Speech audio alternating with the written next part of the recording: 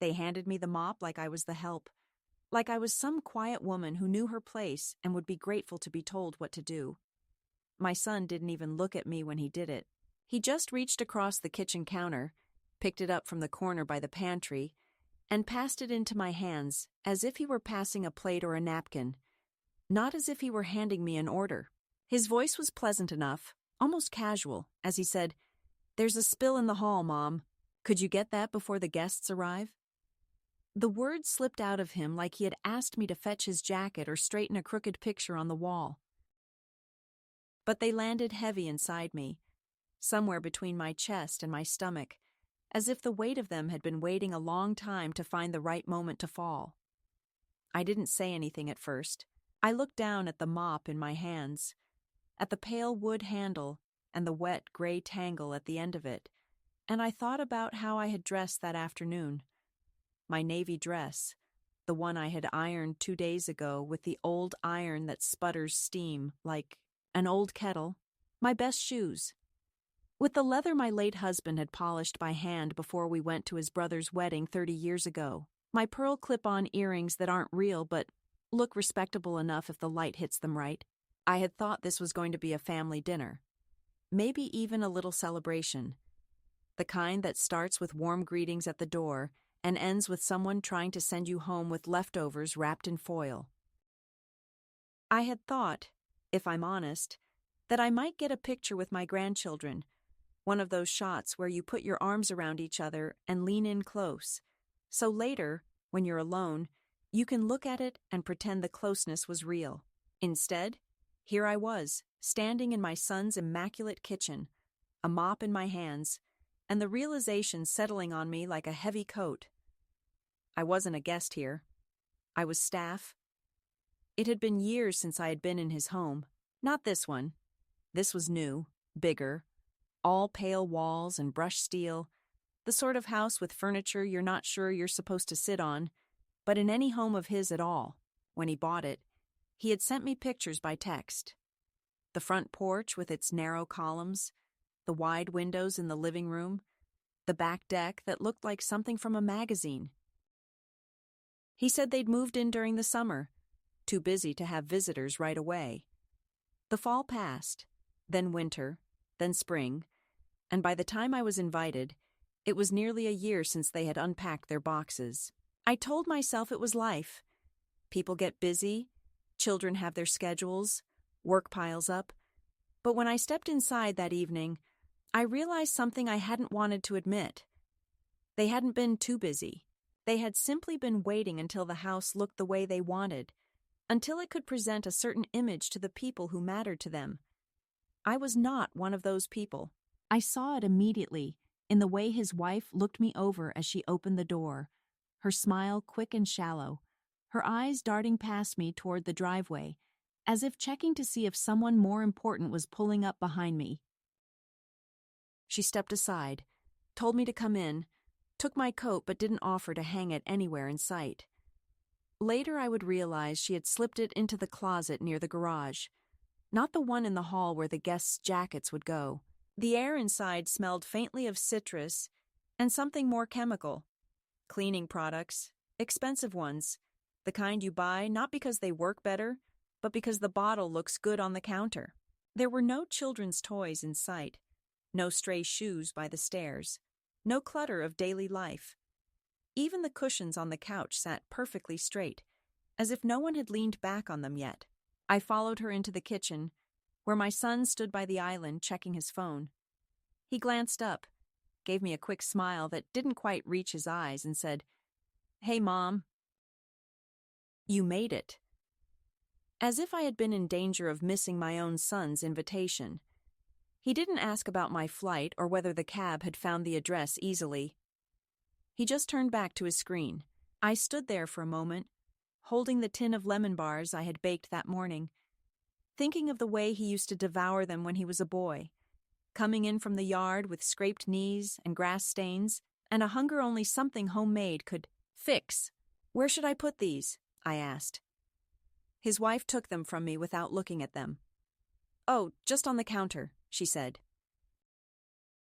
"We might have them later, but the caterer's bringing dessert." That was when I understood this wasn't a family dinner at all.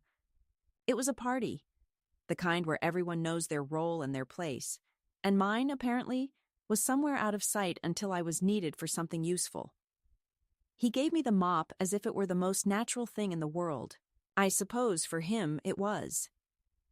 I had been cleaning up after him since before he could walk, but there was something different now, something colder. He didn't see it as help or care. He saw it as service, a given, a woman who owed him labor simply by existing. As I took the mop, I thought about the other times I had been invited into his life only to find there was no real place for me. The birthdays where I sat at the edge of the group, smiling while the children opened gifts I hadn't known they wanted, the holidays where I was told there wasn't room at the table so I could relax in the living room with a plate on my lap, the calls that came only when something needed fixing, money for a deposit, help with a move, someone to watch the kids last minute, and still, every time, I went.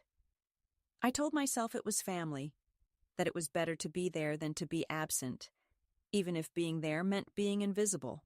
Now, with the mop in my hand and the sound of voices drifting in from the front hall where the first guests were arriving, I realized I had mistaken invisibility for closeness for far too long.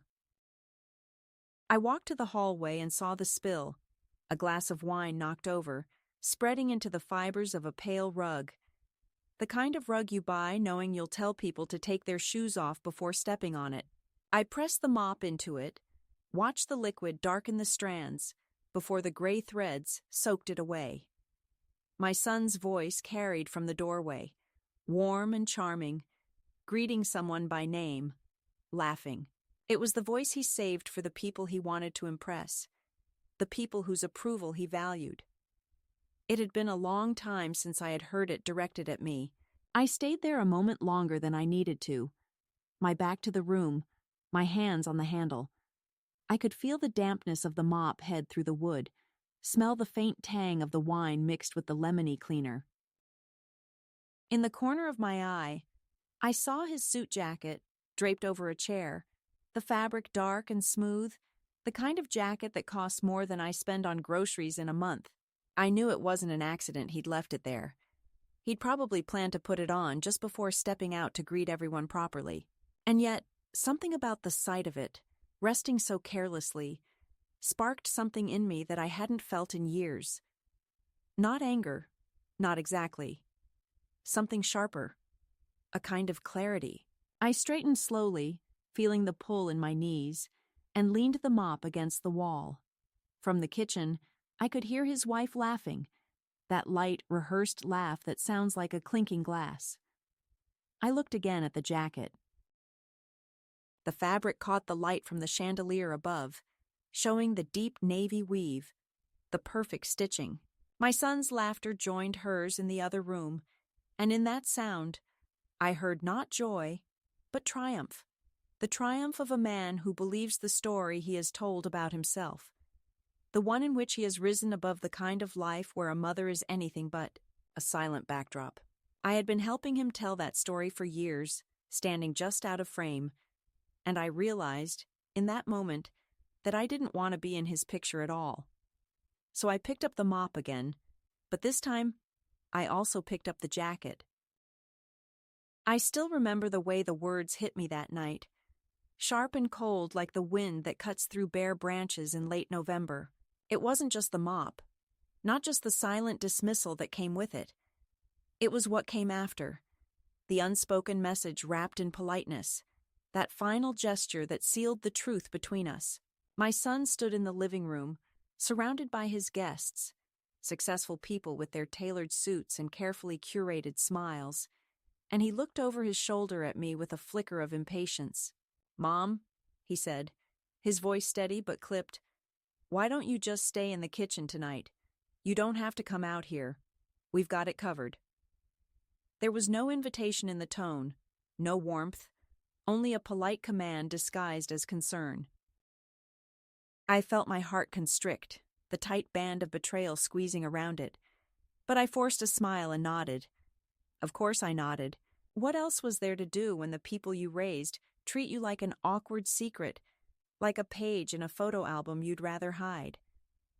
That night was the moment I realized the house I had once dreamed of visiting as a home was no longer mine. The party went on without me, laughter and clinking glasses drifting in from the grand room beyond the narrow doorway where I stood, almost invisible. My son greeted his guests with practiced charm, asking about careers, vacations, the latest neighborhood developments, but when his eyes met mine across the room, they looked through me, as if I were a ghost standing in a place I had no right to be. I watched as his wife whispered something to him, their heads close together, the kind of intimate exchange that shuts others out. I was standing right there, but it was as if I had been erased, folded neatly into the background of their carefully constructed lives. I told myself that I could bear it, that it was only a night, that families sometimes drifted apart without meaning to. But the sting of it, the knowledge that I was no longer part of their world, that I was something to be hidden away rather than embraced, gnawed at me long after the guests had left and the lights were dimmed. Later, when the house fell silent except for the hum of the refrigerator and the soft ticking of a clock I didn't recognize, I found myself standing by the window, staring out at the city lights blinking in the dark. The wind pressed against the glass, cold and insistent, as if urging me to look beyond this place, beyond the roles I had been assigned and the illusions I had lived with. I realized then that the mop wasn't just a cleaning tool. It was a symbol of how they saw me, someone disposable, expected to scrub away the messes of their lives without question or gratitude. The next morning brought no apology, no invitation to talk, just the quiet continuation of a life that no longer included me. I found myself standing in the kitchen, the same kitchen where the night before I had been reduced to a servant, holding a cup of coffee that had grown cold. The silence around me was thick, heavy, filled with the absence of the warmth I had hoped for. As I looked at the pristine countertops and the gleaming appliances, I thought about all the years I had poured into my family, the countless meals cooked, the school projects supervised, the illnesses nursed, the birthday parties planned, and how none of it had been enough to secure a place at this table, a place in this life. It was during that morning, as the sunlight sifted weakly through the curtains and dust motes danced in the quiet air, that I made a decision. I knew that if I stayed, I would become smaller and smaller, swallowed whole by their polite neglect and unspoken disdain. So I began to think about what I might do, where I might go. The idea of leaving the house, leaving the city, the neighborhood, the memories, filled me with a strange mix of fear and relief. It was terrifying to imagine starting over at my age, alone and without the familiar faces of family nearby. But it was also a release, a chance to reclaim a part of myself I had long forgotten beneath the layers of sacrifice and silence. I started packing that afternoon. Not much, just a small suitcase with a few changes of clothes, some medications, and a book I had never finished reading. I took my old leather purse, the one my husband had given me years ago, and stuffed it with the essentials. As I zipped the suitcase closed, I felt a flicker of something I hadn't felt in a long time. Hope. It was fragile and tentative, but it was there. I didn't tell anyone where I was going. I didn't want the pity or the questions, the attempts to persuade me to stay, or promises to change. I knew from experience that those words were empty, that love could be conditional and fragile, and that sometimes the only way to be seen was to step away from the stage altogether. That night, I slipped out of the house quietly, leaving the keys on the kitchen counter and the note I never had the courage to write. The air was cool and fresh as I walked to the bus stop, my steps steady despite the weight of years and disappointment pressing down on me. The city lights shimmered around me, distant and cold, but for the first time in a long time, I wasn't looking to fit in or please anyone. I was looking for myself. The bus came and went, and I took the next one heading toward a place I barely remembered but had once called home. A city with rainy streets and a small apartment where I had lived before the chaos of life pulled me away.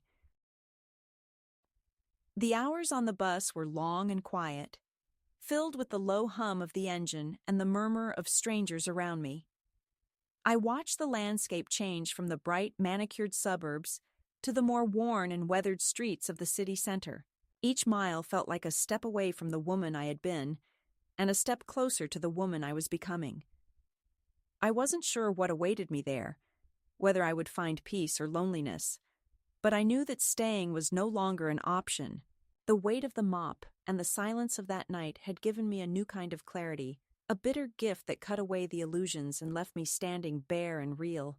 When I finally arrived, the city was dark but alive with lights and sounds that felt both foreign and familiar. I found a small motel with peeling paint and a faded sign, a place that promised nothing but a roof over my head and a chance to breathe. The room was sparse: a bed, a lamp, a window that looked out onto a cracked sidewalk, but it was mine for as long as I needed.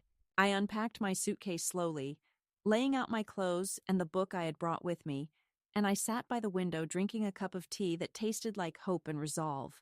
Outside, the rain began to fall softly, tapping against the glass like a quiet lullaby, and for the first time in years, I felt a moment of peace.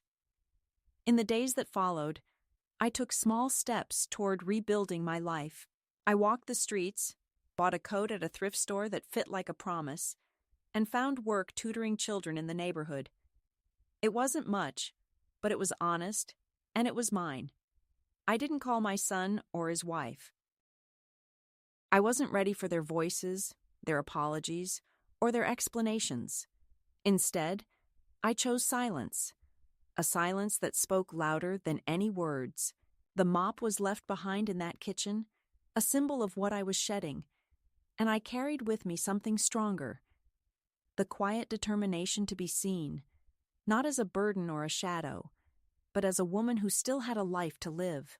And so the betrayal, the catalyst that once seemed like a cruel joke, became the spark that set me free. It was not the end, but the beginning of a new story, one I was writing for myself, one mop stroke at a time, one step into the unknown that was finally mine to claim. The days following that night unfolded like the slow turning of a heavy, forgotten page, each moment steeped in the quiet realization that my place in my son's life was no longer what I had believed it to be. I was no longer the mother who mattered, no longer the woman whose presence was sought for comfort or celebration, but rather a shadow hovering on the edge, tolerated but never truly welcomed. The weight of that truth settled deep into my bones, a persistent ache beneath the surface of my skin that neither time nor distraction could soothe. I found myself retreating further into silence, not because I wanted to, but because there seemed to be nothing left to say. My voice, once confident and warm, had been reduced to a whisper in a house that had never truly been mine. Each morning I woke in the small motel room I had found after leaving my son's house, the one with the peeling paint and threadbare curtains that fluttered in the cold breeze when I cracked open the window. The city outside was both familiar and strange, a mosaic of cracked sidewalks and blooming trees, the distant hum of traffic blending with the occasional bark of a dog or the call of a bird. I walked these streets slowly, sometimes with purpose, sometimes aimlessly, letting my feet carry me where they would as I tried to piece together what came next. The rhythm of my days became steady but cautious. Wake, walk, eat, rest, repeat. In the mornings, I visited the small coffee shop on the corner, a modest place with chipped paint and a bell that jingled softly when the door opened. I began working there as a part-time waitress, a role I took on not out of necessity alone, but because it gave me a structure, a reason to leave my room and face the world beyond my own thoughts. The work was humble but honest. I learned to carry trays again, to memorize orders, to greet customers with a smile that came from a place deeper than routine. The kitchen was small, the coffee strong and bitter, the mornings filled with the murmur of regulars who came in seeking warmth and familiarity. The owner, a woman named Joyce, was a no-nonsense kind of person, gruff but fair, who didn't ask questions about my past and didn't expect anything but reliability and quiet competence. In her presence, I found a kind of unexpected freedom, the freedom to be simply a worker, a person among others, not the forgotten mother or the unwelcome guest. There was dignity in the work, in the simple act of serving others, and slowly, I began to reclaim pieces of myself that had been buried beneath years of neglect and silence. At first, the nights were the hardest. In the motel room, the shadows stretched long and the loneliness pressed in with an almost physical weight. I thought often of the home I had left, of the family that had let me slip quietly out the door without a backward glance. I remembered the laughter in that gleaming kitchen, the sound of my son's voice as he dismissed me, the careless way he had tossed his jacket aside as if it were nothing more than a rag. But instead of breaking me, these memories began to fuel a quiet fire inside. I found myself writing again. Notes, fragments of thought, letters never sent. I wrote about the woman I had been, the mother I had loved, the life I was leaving behind and the one I was beginning to build. Writing became a balm for the wounds that no one else saw, a way to speak my truth when my voice felt too fragile to be heard aloud. The city around me was full of unexpected kindnesses. A neighbor helped me carry groceries once, a young woman with bright eyes and a quick smile who told me she worked at the library and loved books. I found a second-hand coat in a dusty shop, a navy wool piece with deep pockets and a subtle pattern that felt like a shield against the cold and the world's indifference. I wore it proudly, even when the threads showed through, because it was mine, a choice made for myself, not handed down or borrowed from someone else. Each small act of self-care, each purchase made with my own money, each moment spent alone but not lonely, was a step away from the shadow I had inhabited for so long. There were moments of doubt and fear, of course, fear that I had made a mistake, that I was too old to start over, that the gap between my past and my future was too wide to cross. But these moments passed, overtaken by a growing sense of resolve. I began to see that freedom was not something granted by others, but something I had to claim for myself. I was no longer willing to be the woman who waited quietly for someone else's permission to exist. I was becoming the woman who walked her own path, who chose her own way, who refused to be diminished. In the quiet hours before dawn, I often sat by the window, watching the city wake beneath a sky brushed with pale pink and gray. I thought of the mop I had held that night, the spill I had been asked to clean, and the suit jacket I had used instead of a rag, a silent act of defiance that marked the moment I stopped being invisible. That jacket, soaked and dirty, was more than fabric. It was a symbol of the life I had left behind and the life I was building now, stitch by stitch. I felt a strange kinship with it, a reminder that sometimes what is discarded can be transformed into something new and strong. The days turned into weeks, and with each passing one, the ache in my feet from standing grew less sharp, replaced by a steady strength that surprised me. I began to look forward to the rhythm of my work at the cafe, the steady stream of customers, the quiet camaraderie with Joyce and the other staff. I found joy in small things. The way the sun filtered through the windows in the morning, the smell of freshly brewed coffee, the crisp pages of a crossword puzzle left by a regular customer. These simple pleasures, once overlooked or taken for granted, became the building blocks of a new life, one not defined by loss, but by possibility. Occasionally, I thought of my son and the family I had left behind. I did not call or write, not out of bitterness, but because I was not yet ready to re-enter that world on their terms. I was still learning to stand on my own, to find my voice without apology or explanation. I knew there would come a time when I might reach out, when the past and the present could meet without pain or resentment. But for now, I held on to the quiet dignity of my choice, the peace that came from knowing I was finally walking away from the place where I had been invisible toward a life where I could be seen. This was my first true step beyond the betrayal, beyond the humiliation. It was a slow, steady climb out of the shadows, a process marked by small victories and quiet moments of clarity.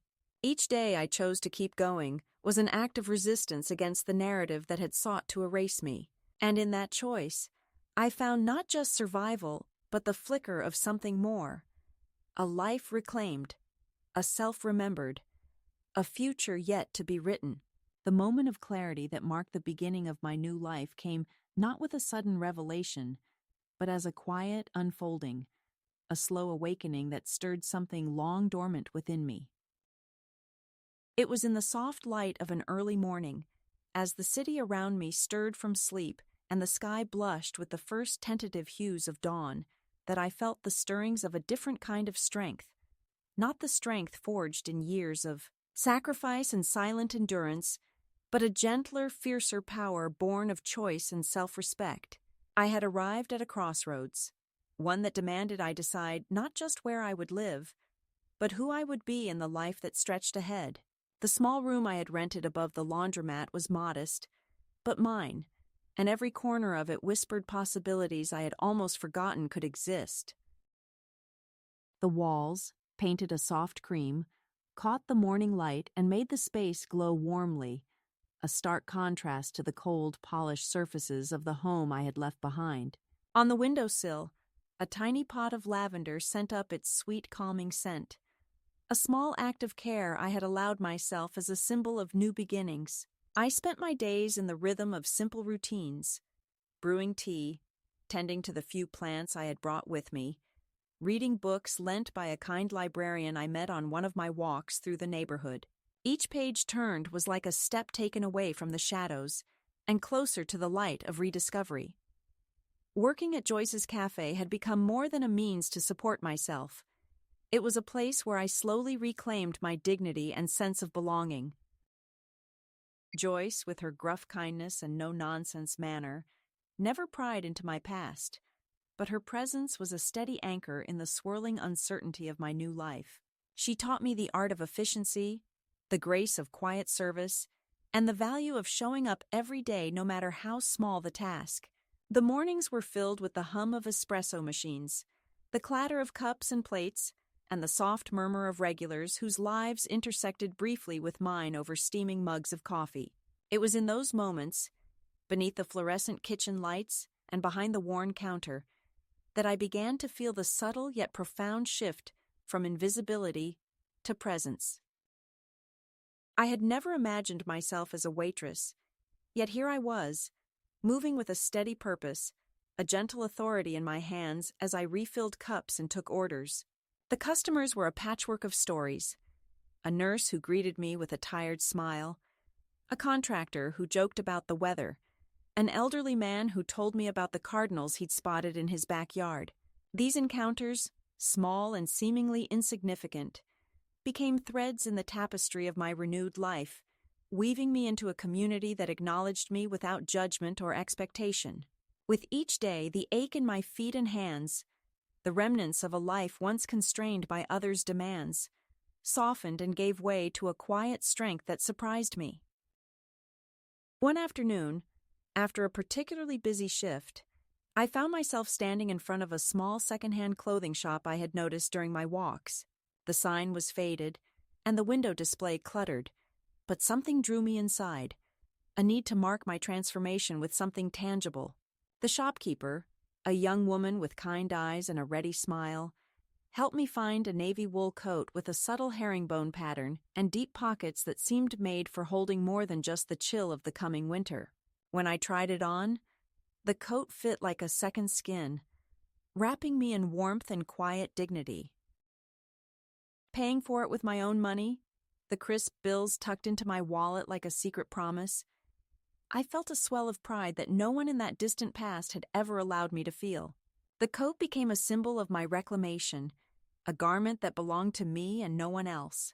I wore it on my walks through the neighborhood, feeling the fabric hold me steady as I explored streets lined with unfamiliar faces and the scent of freshly baked bread. I stopped by the corner bakery more often, sometimes chatting with the baker, a woman who shared stories of her grandchildren and the seasons of the year.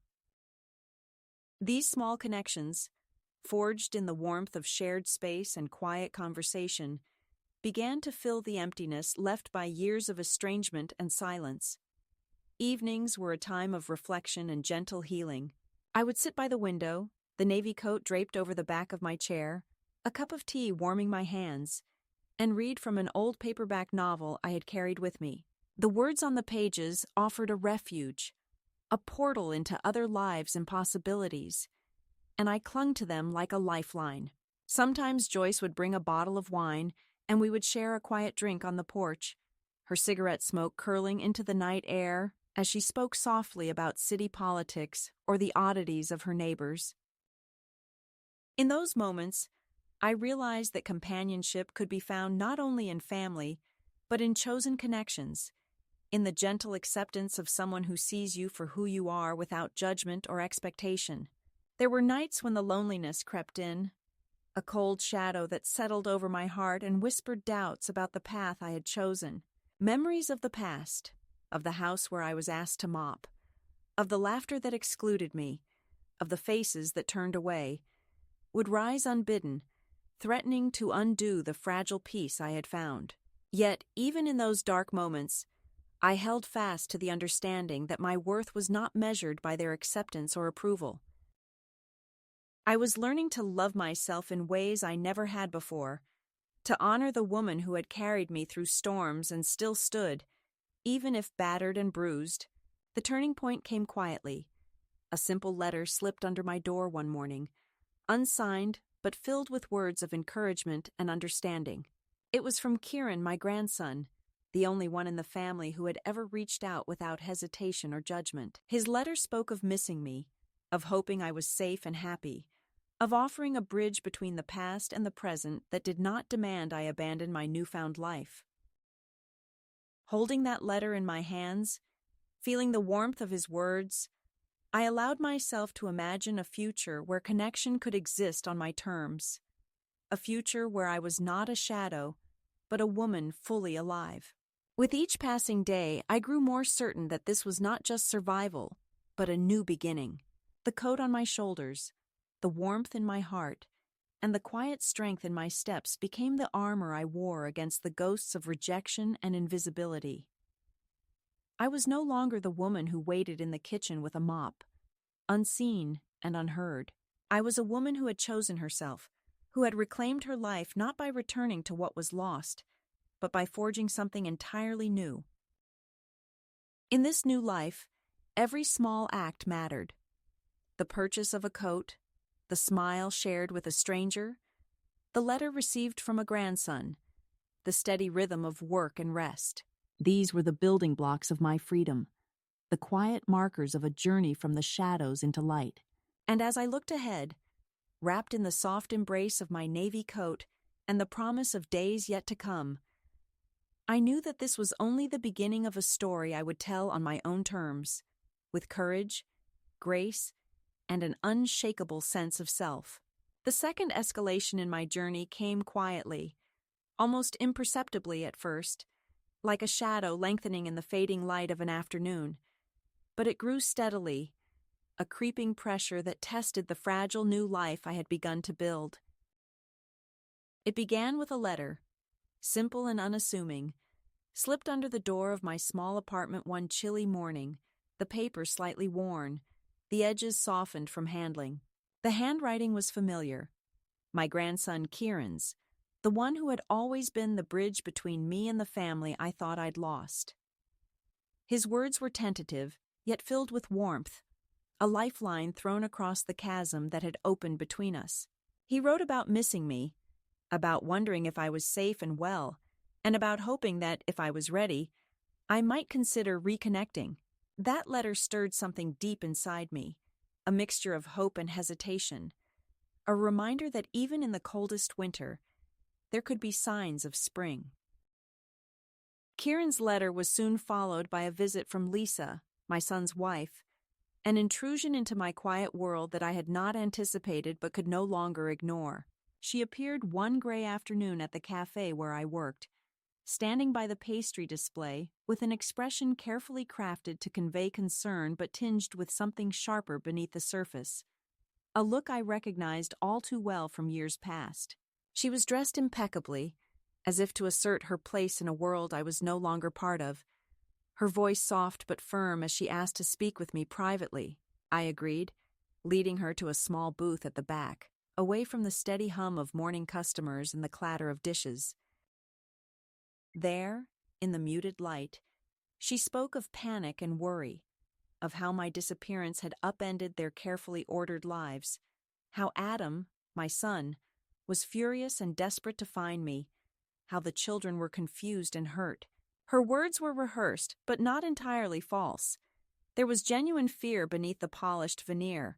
Yet even as she spoke, I saw the unspoken demand lurking in the spaces between her sentences, the expectation that I would return, that I would resume the role they had cast me in, the role I had rejected. Following Lisa's visit came the lawyer, a man named Derek Sorensen, sent by my son and daughter-in-law to ensure my well-being and discuss next steps. He arrived at the cafe unannounced, his presence formal and intrusive, a reminder that the family's concern was as much about control as it was about care.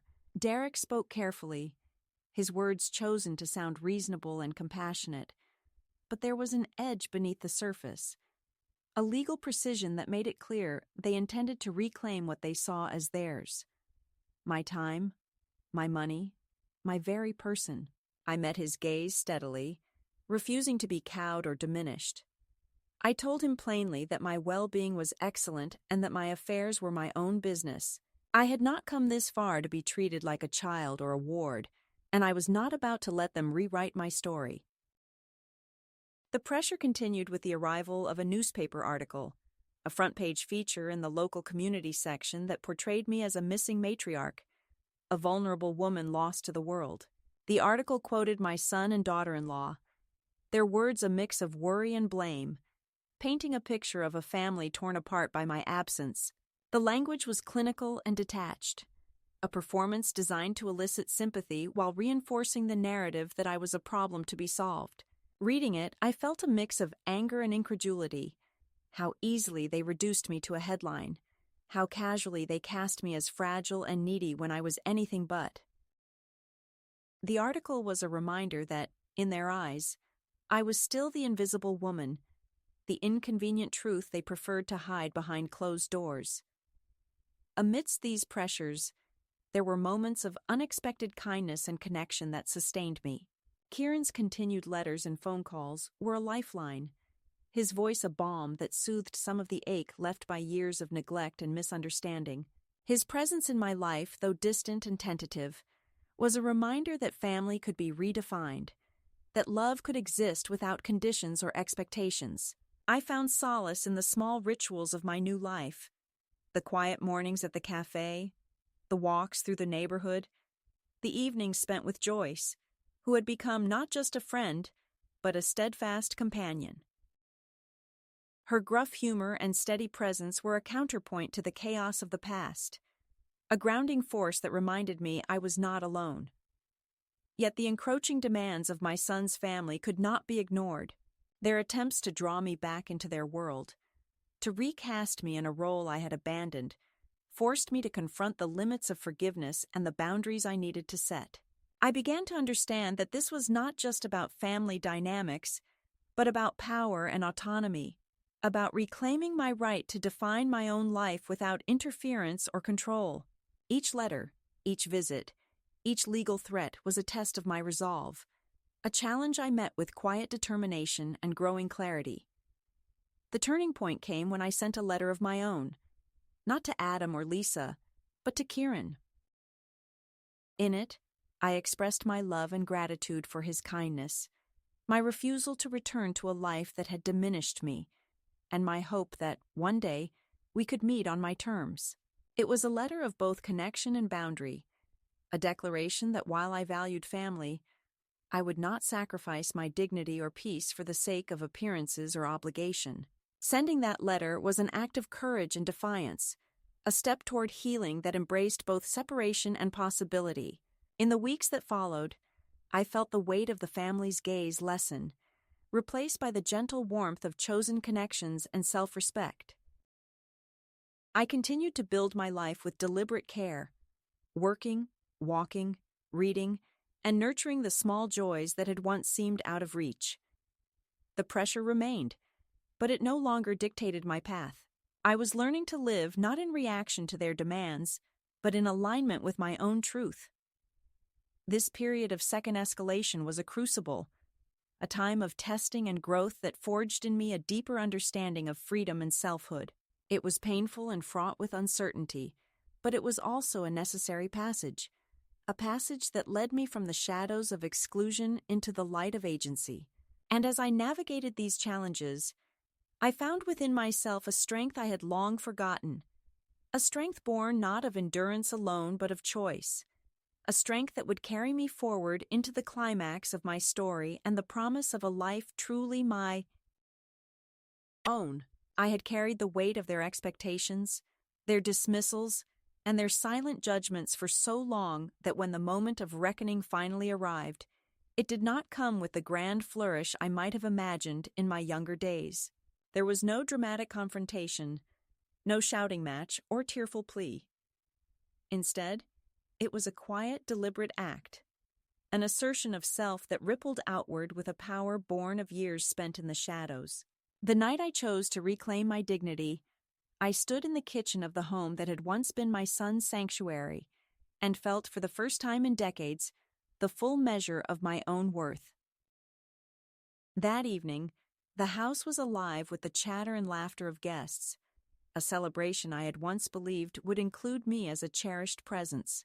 Instead, I was again relegated to the periphery, tasked with tasks that felt both absurd and infuriating: cleaning spills, tidying up after strangers, being seen but not truly seen. My son moved through the crowd with ease, the perfect host, his smile practiced, his charm effortless. But when he passed by me in the kitchen, his eyes barely met mine, and the briefest shadow of impatience flickered across his face. I held the mop in my hands, its handle worn smooth from years of use, and I glanced down at his suit jacket, draped carelessly over a chair nearby.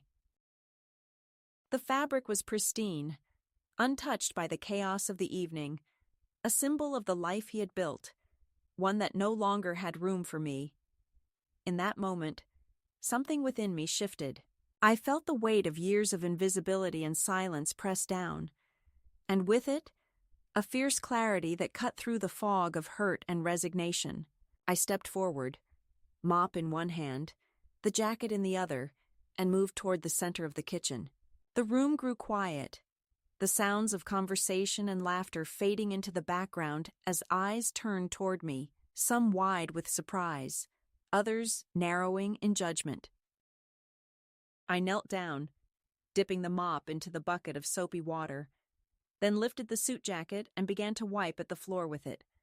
Slow and deliberate strokes that soaked the fabric in water and dust.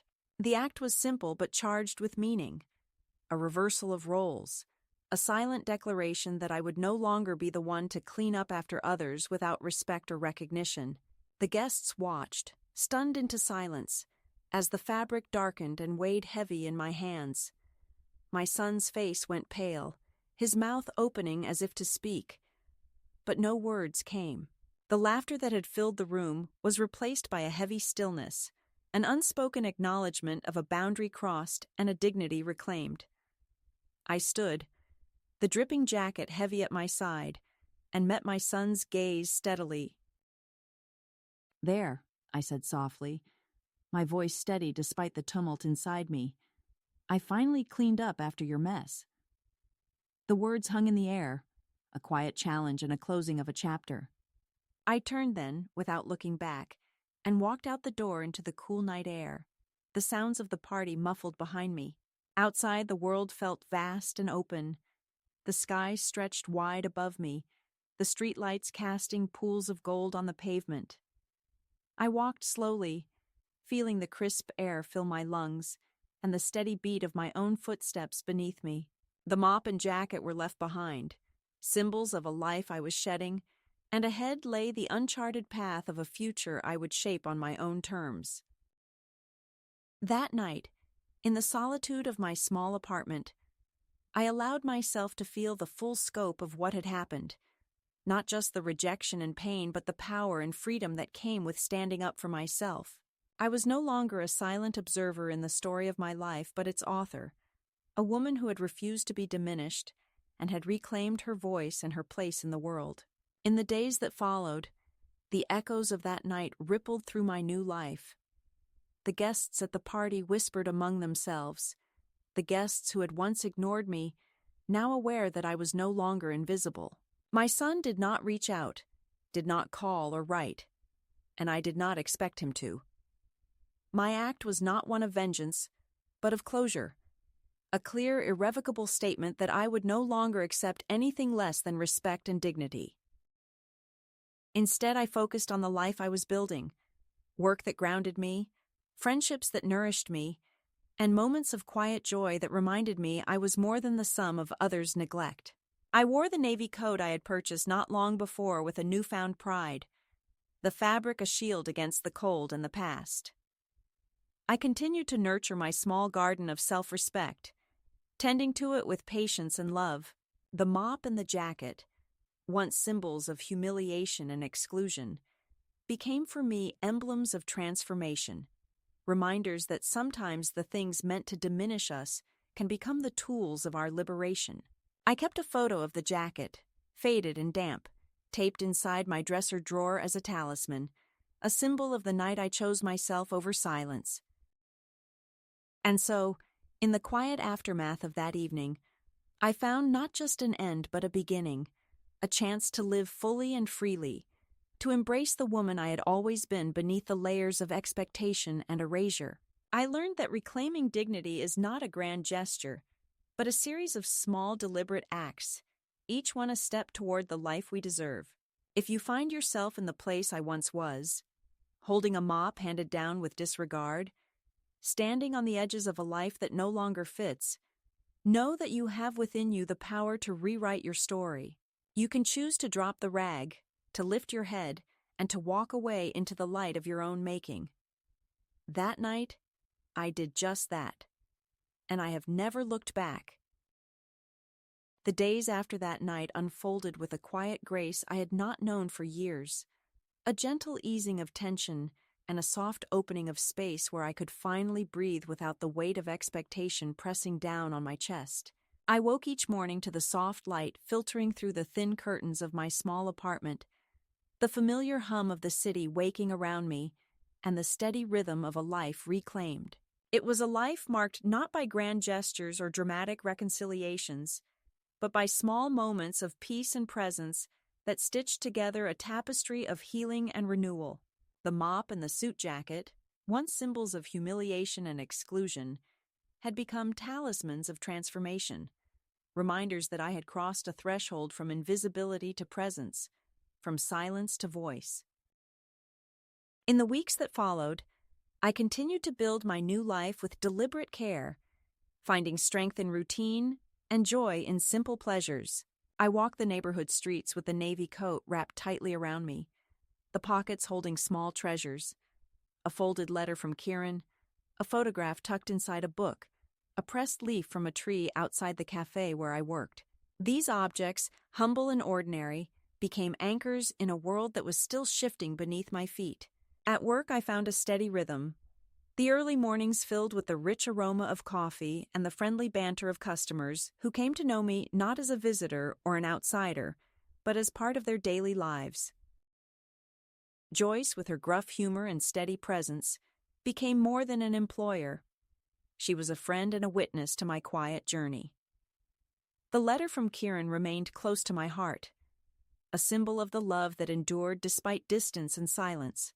His words spoke of hope and forgiveness, of a bond that did not demand perfection but celebrated presence. One afternoon, after my shift at the cafe, I found a note waiting for me, an invitation to meet, simple and unadorned, asking if I might come to the Red Fern Motel where he was staying during a brief visit to the city. The thought of seeing him again stirred a mixture of anticipation and nervousness, but I knew that this meeting was a step I needed to take, not just for him, but for myself. When the day arrived, I dressed carefully, choosing the navy coat that had become my armor and my comfort.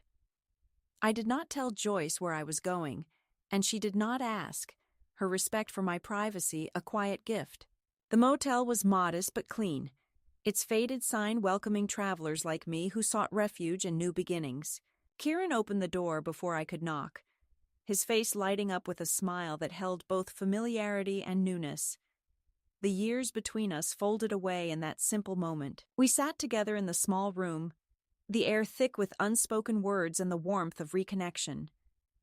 There were no tears, no demands, just the gentle unfolding of a relationship renewed on terms that honored both of us. In the days that followed, I carried the memory of that meeting like a light inside me, a reminder that love could be both fragile and resilient, that family could be redefined and rebuilt without erasing the pain of the past. I continued to write letters, to Kieran, to myself, to the woman I was becoming, each word a thread weaving together the story of survival and hope. I found solace in the quiet moments of solitude and the unexpected connections that blossomed in the ordinary rhythms of life. Joyce and I celebrated small victories, the first paycheck that was truly mine, the purchase of a book I had long wanted to read, the slow unfolding of friendships that did not demand anything but presence. We baked lemon squares for a community potluck, sharing laughter and stories with neighbors who welcomed me without question or judgment. In these moments, I felt the roots of belonging grow deeper, anchoring me to a life that was fully and unapologetically my own. The final letters I wrote were not to the family that had cast me aside, but to the figures who represented their attempts to control me. Letters that drew clear boundaries and affirmed my autonomy. I declared, with steady hand and clear mind, that I was safe, sound, and not under duress, that further attempts at interference would be met with legal resistance. These letters were acts of closure, the final chapters in a story of release and reclamation. As the seasons turned, I stood on my porch, wrapped in my navy coat, watching the world move around me with a calm acceptance. The mop and jacket were memories now, symbols of a past transformed by courage and choice. I had stepped out of the shadows and into a life defined not by others' demands, but by my own truth. If this story finds you in a moment of doubt or despair, know that it is never too late to choose yourself, to walk away from the roles others assign and toward the life you deserve. You are not invisible. You are not forgotten. You are the author of your own story, and it is waiting to be written with strength, grace, and love.